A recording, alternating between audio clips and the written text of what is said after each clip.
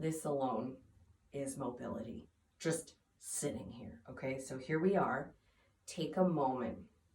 Check in. Relax the shoulders. Relax the chin. Back of the neck long. And just breathe here for a moment. I'm going to change my position because I realized I have to move. Just take a moment here. Lift the back leg. Try to keep your feet planted on the floor. And then switch sides and boom, look at you. You're a professional. You're up. You guys can see me. The front foot is touching my front thigh. Super tall. Lean into the front arm. Back arm goes. Knees come up. Feet stay and lengthen. Now, we've done a handful of shin box switches in this position.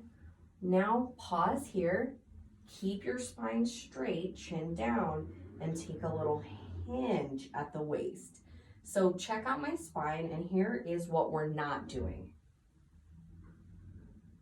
See the difference? If your spine is straight and your chin is down and you hinge forward, you won't go very far. You're welcome. This is an entirely different thing than this, okay? Other side, super tall, long spine, back of the neck long, hinging at the waist. How wonderful does that feel? I gotta check on time here. Okay. Us movement people, we tend to get very excited and maybe go over time sometimes. Which is funny because we're, 2.5 years into the pandemic, and it's still a little bit odd to kind of talk into the abyss of a camera without, seeing a bunch of faces or knowing how many people are watching and getting your feedback for how things are feeling. All right, now we have a shin box hinge with rotation. So you're seated here. You're gonna hug a big oak tree. Inhale, exhale, and rotate your torso towards the back leg. Wow. Inhale and exhale towards the opposite side. If you want to touch the ground, you can, just to rotate. And just play with this motion a couple times and see where you're at with it. You can touch the floor if you want to do one hand hugging your oak tree. Just explore, be kind to your body, see what you get from it. Same thing over here. We switched. We're going to rotate towards on the exhale and inhale. Exhale, other side. I got to use my hand. If one of these feels yummier than the other, hang out. Like, for example, this feels really good to me, so I'm going to be here. Drop the shoulder away from the ear. Try not to lose form. Stay intentional. Other side. I don't know about you guys, but I'm getting warm. So we're going to add on.